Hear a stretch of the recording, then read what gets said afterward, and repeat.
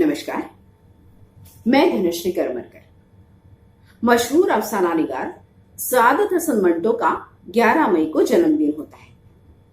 उसी उपलक्ष्य में साहित्य मोड़ इस YouTube चैनल के जरिए मंटो साहब की एक कहानी आपके सामने पेश करने जा रही हूँ। कहानी का उन्वान है काली शलवार। दिल्ली आने से पहले सुल्ताना और खुदाबख्श अंबाला छावनी में रहते थे, जहाँ कई गोरे सुल्ताना के ग्राहक थे। अंबाला छावनी में उसका धंधा बहुत अच्छी तरह चलता था। छावनी के गोरे शराब पीकर उसके पास आ जाते थे और वो 3-4 घंटों ही में 8-10 गोरों को निपटाकर 20-30 रुपए पैदा कर लिया करती थी। खुदाबख्श और सुल्ताना का आपस में संबंध कैसे हुआ, वो एक किस्सा है। खुदाबख्श रावलपिंडी का था। एंट्रेंस पास करने के बाद उसने लारी चलाना सीखा। चुनांचे 4 बरस तक वो रावलपिंडी और कश्मीर के दरमियान लारी चलाने का काम करता रहा। इसके बाद कश्मीर में उसकी दोस्ती एक औरत से हो गई। उसको भगाकर वो लाहौर ले आया। लाहौर में चूंकि उसे कोई काम न मिला, उसने औरत को पेशे बिठा दिया। 2-3 बरस तक ये सिलसिला जारी रहा, पर वो औरत किसी और के साथ भाग गई। खुदाबख्श को मालूम हुआ कि वो अंबाला में है, तो उसकी तलाश में खुदाबख्श अंबाला आया और उसे सुल्ताना मिल गई। सुल्ताना ने उसको पसंद किया, चुनांचे दोनों का संबंध हो गया। खुदाबख्श आदमी मेहनती था। उसने एक फोटोग्राफर से दोस्ती पैदा की, जो रेलवे स्टेशन के बाहर मिनट कैमरे से फोटो खींचा करता था। उसने फोटो खींचना सीख लिया, फिर सुल्ताना से 60 रुपए लेकर कैमरा भी खरीद लिया। आहिस्ता आहिस्ता एक पर्दा बनवाया, 2 कुर्सियां खरीदी और फोटो धोने का सब सामान लेकर उसने अलहिदा अपना काम शुरू कर दिया। काम चल निकला और उसने कुछ ही दिनों में अपना अड्डा अंबाला छावनी में कायम कर दिया। यहाँ वो गोरों के फोटो खींचता रहता। 1 महीने के अंदर अंदर उसकी छावनी के मुतद्दिद गोरों से वाकफियत हो गई। चुनांचे वो सुल्ताना को वही ले आया। यहाँ छावनी में खुदाबख्श के जरिए से कई गोरे सुल्ताना के मुस्तकिल ग्राहक बन गए और उसकी आमदनी पहले से दुगनी हो गई। खुदाबख्श के आने से एकदम सुल्ताना का कारोबार चमक उठा। औरत चूंकि ज़ईफुल एतिकाद थी, इसलिए उसने समझा कि खुदाबख्श बड़ा भगवान है, जिसके आने से इसकी तरक्की हो गई। चुनांचे इस खुश एतिकादी ने खुदाबख्श की वकार उसकी नजरों में और भी बढ़ा दी। सुल्ताना ने कानों के लिए बूंदे खरीदे, 5.5 तोले की 8 कंगनियां भी बनवा ली, 10-15 अच्छी साड़ियां भी जमा कर ली। घर में फर्नीचर वगैरह भी आ गया। किस्सा मुख्तसर ये कि अंबाला छावनी में वो बड़ी खुशहाल थी, मगर एकाएकी न जाने खुदाबख्श के दिल में क्या समाई, उसने दिल्ली जाने की ठान ली। सुल्ताना इनकार कैसे करती, जबकि खुदाबख्श को वो अपने लिए बहुत मुबारक ख्याल करती थी। उसने खुशी खुशी दिल्ली जाना कबूल कर लिया, बल्कि उसने ये सोचा कि दिल्ली में जहाँ बड़े बड़े लाट साहब रहते हैं, उसका धंधा और भी अच्छा चलेगा। घर का सारा सामान बेच बाच कर वो खुदाबख्श के साथ दिल्ली आ गई। मगर यहाँ दिल्ली में जब से आई थी, एक कोरा भी उसके पास नहीं आया था। अब दुकान खोलते ही ग्राहक थोड़ी ना आते हैं। पर जब 1 महीने के ऊपर हो गया और सुल्ताना बेकार रही, तो उसने खुदाबख्श से कहा, क्या बात है खुदाबख्श, 2 महीने पूरे होने को है, किसी ने इधर का रुख भी नहीं किया। खुदाबख्श को भी ये बात बहुत अरसा से खटक रही थी। उसने कहा, मैं कई दिनों से इसके बाबत सोच रहा हूँ। ये समझ सकते हैं हम लोग कि जंग की वजह से लोग बाग दूसरे धंधों में पड़कर इधर का रास्ता भूल गए हैं, पर यह भी हो सकता है कि वो इसके आगे कुछ कहे। तो सीढ़ियों पर किसी के चढ़ने की आवाज आई। खुदाबख्श और सुल्ताना दोनों आवाज की तरफ मुतवज्जा हुए। दरवाजे पर दस्तक हुई। खुदाबख्श ने लपक कर दरवाजा खोला और एक आदमी अंदर दाखिल हुआ।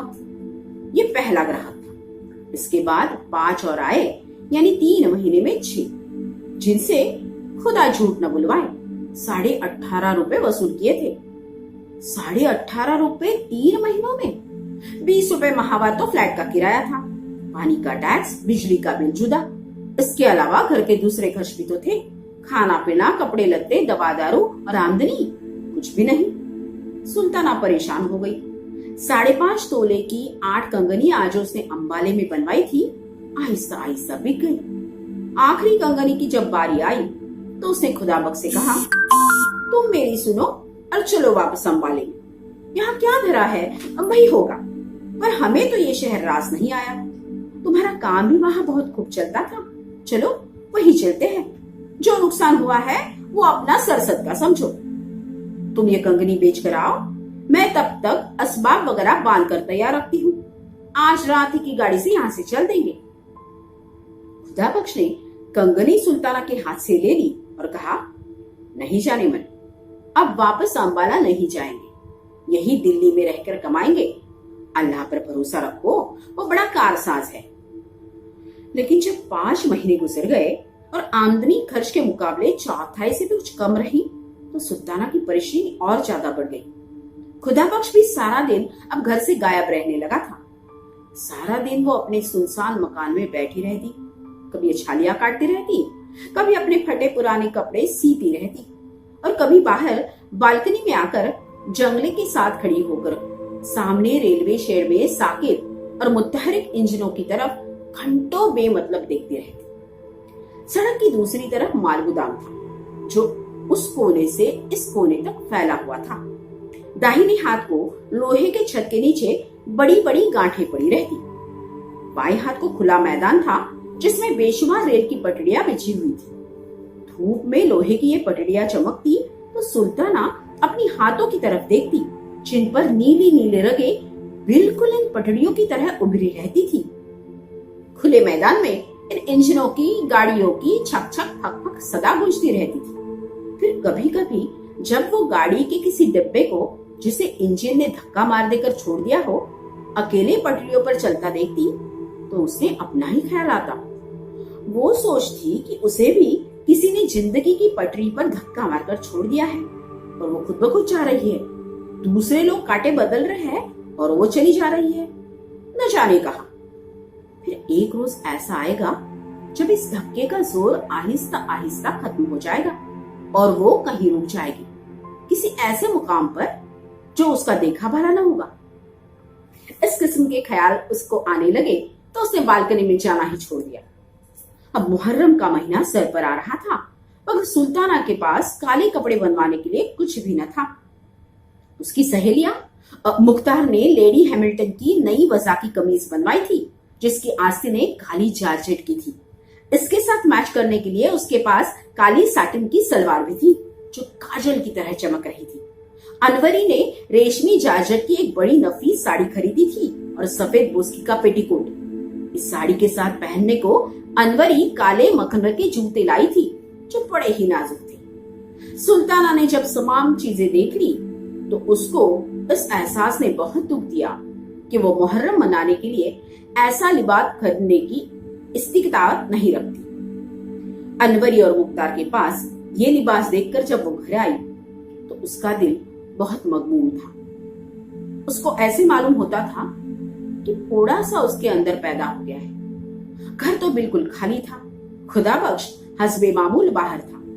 देर तक वो दरी पर रकाव तकिया सर के नीचे रखकर लेटी रही, फिर उठकर बाहर बालकनी में चली गई ताकि गम अफजा के ख्यालात थोड़े दूर हो जाए। शाम का वक्त हो रहा था। ऐसे आदमी चलने शुरू हो गए थे जो ताक झांक करने के बाद चुपचाप घरों का रुख करते हैं। ऐसे एक आदमी ने गर्दन ऊंची करके सुल्ताना की तरफ देखा। सुल्ताना मुस्कुरा दी और फिर उसको भूल गई, क्योंकि अब सामने पटड़ियों पर एक इंजन नुमदार हो गया था। सुल्ताना ने गौर से उसकी तरफ देखना शुरू किया और आहिस्ता आहिस्ता ये ख्याल उसके दिमाग में आया कि इंजन ने भी काला लिबास पहन रखा है। ये अजीबोगरीब ख्याल दिमाग से निकालने के खातिर उसने सड़क के जानिब देखा तो उसे वही आदमी बैलगाड़ी के पास नजर आया जिसने उसकी तरफ ललचाई नजरों से देखा था। सुल्ताना ने हाथ से इशारा किया और वो आदमी इधर उधर देखकर चला आने लगा। लतीफ इशारे से उसने पूछा, किधर से आऊं? सुल्ताना ने उसे रास्ते बता दिया।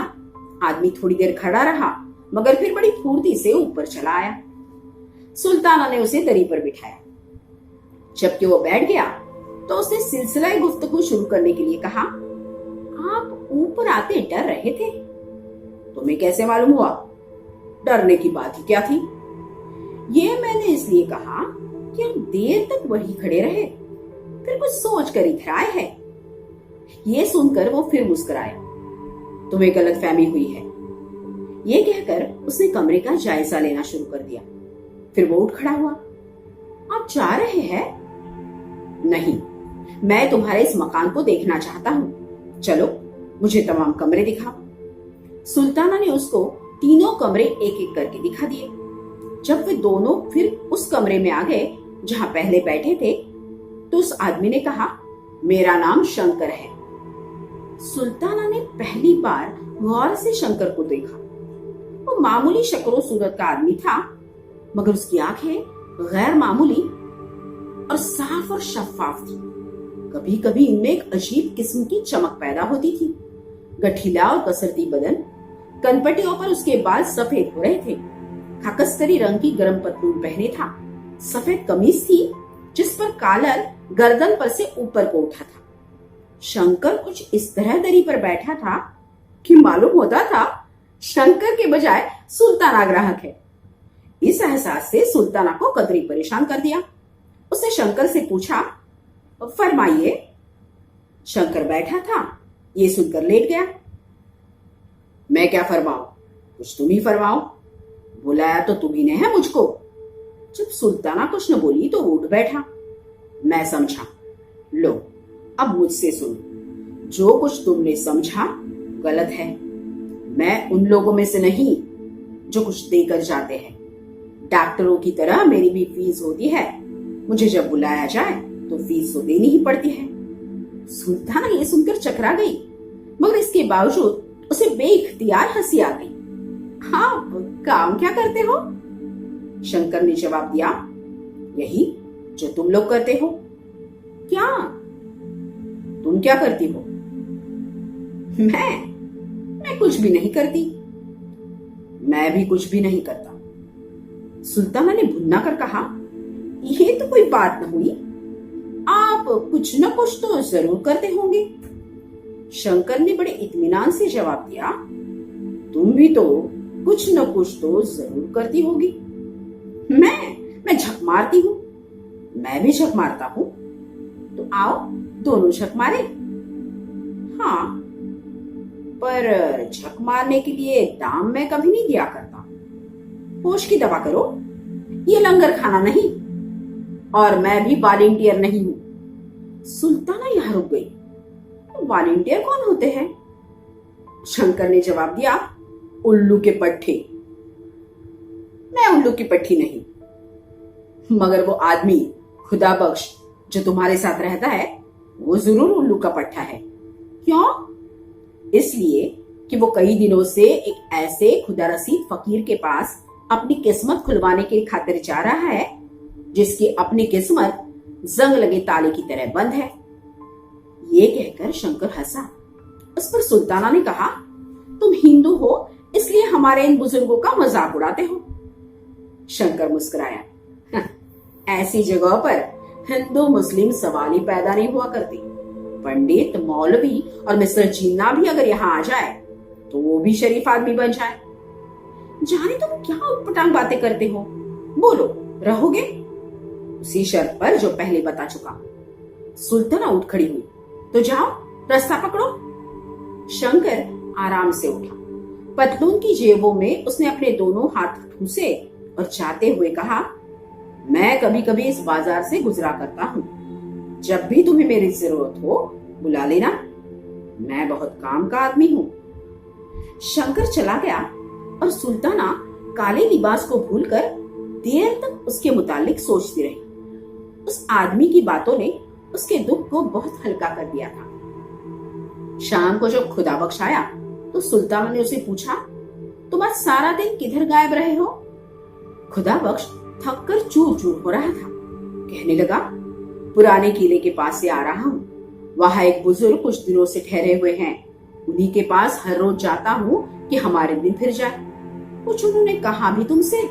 नहीं, अभी वो मेहरबान नहीं हुए। पर सुल्ताना, मैं जो उनकी खिदमत कर रहा हूँ वो अकारत कभी नहीं जाएगी। जरूर वारे न्यारे हो जाएंगे। सुल्ताना के दिमाग में मुहर्रम मनाने का ख्याल समाया हुआ था।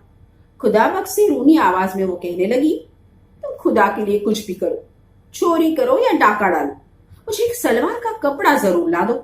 मेरे पास सफेद बोस्की की कमीज पड़ी है, सफेद नैनो का नया दुपट्टा भी है जिसको मैं रंगवा लूंगी। एक सिर्फ सलवार की कसर है, प्लीज किसी तरह उसे ला दो, मेरी भित्ती खाओ अगर ना लाओ।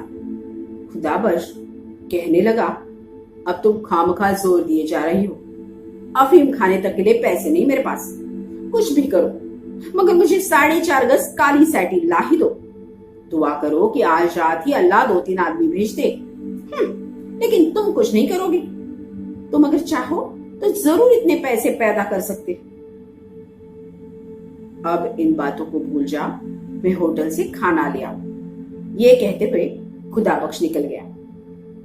होटल से खाना आया, दोनों मिलकर जहर मार कर लिया और सो गए। सुबह हुई, खुदा बख्श पुराने किले फकीर के पास चला गया और सुल्ताना अकेली रह गई। कुछ देर लेटी रही, कुछ देर सोई रही। उसने अपना सफेद नैनो का दुपट्टा और सफेद बोस्की की कमीज निकाली और नीचे लॉन्ड्री वाले को रंगने के लिए दी आई। ये काम करने के बाद उसने वापस आकर फिल्मों की किताबें पढ़ते पढ़ते उसकी आंख लग गई। जब उठी तो धूप आंगन में से मोरी के पास पहुंच चुकी थी। नहा धोकर वो फारिग हुई और गर्म चादर ओढ़कर बालकनी में खड़ी हुई। अब शाम हो गई थी, बत्तियां रोशन हो रही थी। नीचे सड़क में रौनक के आसार नजर आने लगे थे। सड़क पर आते आते टांगों और मोटरों की तरफ वो एक अरसा से देख रही थी। दफतन उसे शंकर नजर आया। मकान के नीचे पहुंचकर उसने गर्दन ऊंची की और सुल्ताना की तरफ देखकर मुस्कुरा दिया। सुल्ताना ने गैर इरादी तौर पर हाथ का इशारा किया और उसे ऊपर बुला लिया। जब शंकर ऊपर आ गया तो सुल्ताना बहुत परेशान सी हुई। किसे क्या कहे? दरअसल उसने ऐसे ही बिना सोचे समझे इशारा कर दिया था। शंकर बेहद मुतमईन था, जैसे उसका अपना घर है। चुनांचे बड़ी बेतकल्लुफी के साथ पहले रोज की तरह वो गांव तकिया सर के नीचे रखकर लेट गया। जब सुल्ताना ने देर तक कोई बात न की तो उसने कहा, तुम मुझे 100 दफे बुला सकती हो और 100 दफे कह सकती हो कि चले जा, मैं ऐसी बातों से नाराज नहीं हुआ करता। सुल्ताना शशो पंच में गिरफ्तार हो गई। कहने लगी, नहीं बैठो, तुम्हें जाने को कौन कहता है? शंकर मुस्कुरा दिया, तो मेरी शर्तें मंजूर है तुम्हें? कैसी शर्तें? क्या निकाह कर रहे हो मुझसे? निकाह और शादी? न तुम उम्र भर में किसी से निकाह करोगी न मैं। ये रस्में हम लोगों के लिए नहीं। छोड़ो उन फिजलियों, कोई काम की बात करो। बोलो, क्या बात करो? औरत हो, कोई ऐसी बात शुरू करो जिससे घड़ी दो घड़ी दिल बहल जाए। इस दुनिया में सिर्फ दुकानदारी और दुकानदारी नहीं है, और भी कुछ है। सुल्ताना जहनी तौर पर शंकर को कबूल कर चुकी थी। कहने लगी, साफ साफ कहो, तुम मुझसे क्या चाहते हो? जो दूसरे चाहते हैं। शंकर उठकर बैठ गया। तुम में और दूसरों में फिर फर्क ही क्या रहा? तुम में और मुझ में कोई फर्क नहीं, उनमें और मुझ में जमीनों आसमान का फर्क है। ऐसी बहुत सी बातें होती हैं जो पूछना नहीं चाहिए, खुद समझना चाहिए।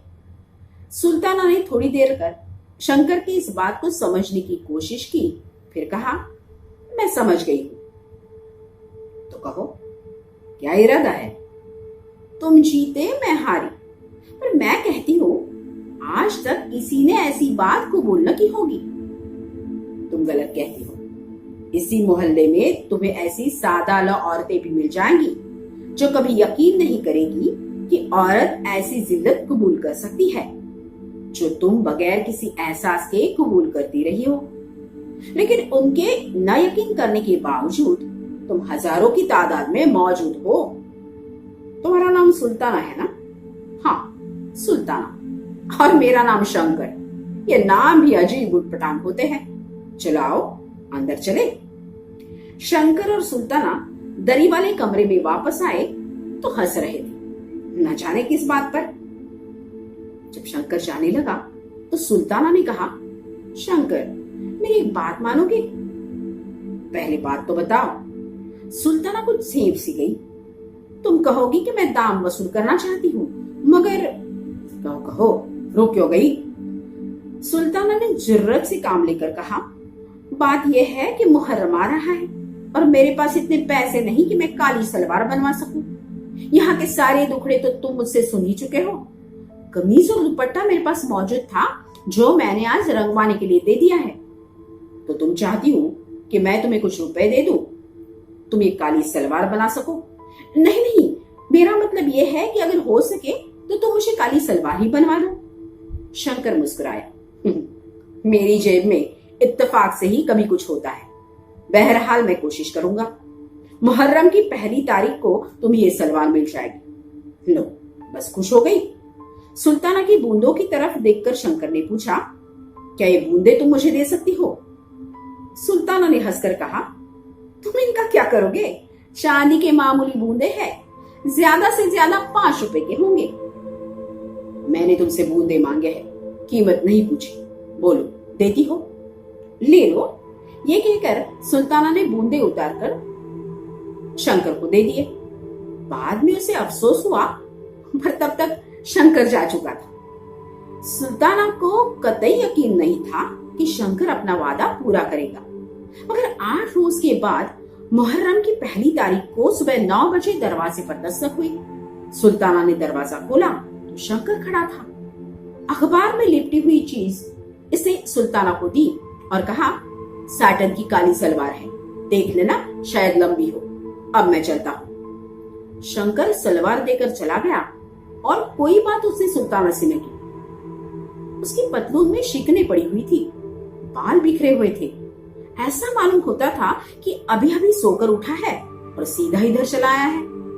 सुल्ताना ने कागज खोला तो सैटन की काली सलवार थी, ऐसी जैसी अनवरी के पास उसने देखी थी। सुल्ताना बहुत खुश हुई। बूंदों और इस सौदे का जो अफसोस उसे हुआ था, इस सलवार ने और शंकर की वादा इफाई ने दूर कर दिया। तीनों काले कपड़े उसने पहन लिए तो दरवाजे पर दस्तक हुई। सुल्ताना ने दरवाजा खोला तो अनवरी अंदर दाखिल हुई। उसने सुल्ताना की तीनों कपड़ों की तरफ देखा और कहा, कमीज और दुपट्टा तो रंगा हुआ मालूम होता है, पर ये सलवार नहीं है, कब बनवाई? सुल्ताना ने जवाब दिया, आज ही दर्जी लाया है। यह कहते हुए उसकी नजरें अनवरी की कानों पर पड़ी। ये बूंदे तुमने कहां से लिए? अनवरी ने जवाब दिया, आज ही मंगवाए हैं। इसके बाद दोनों को थोड़ी देर खामोश रहना पड़ा। दोस्तों, कहानी कैसी लगी ये कमेंट बॉक्स में जरूर लिखिएगा। साहित्य मोड़ इस YouTube चैनल के जरिए मंटो के अफसाने सुनते रहिए और जुड़े रहिए साहित्य मोड़ YouTube चैनल से। साहित्य मोड़ चैनल को लाइक, शेयर और सब्सक्राइब करना ना भूलें। धन्यवाद।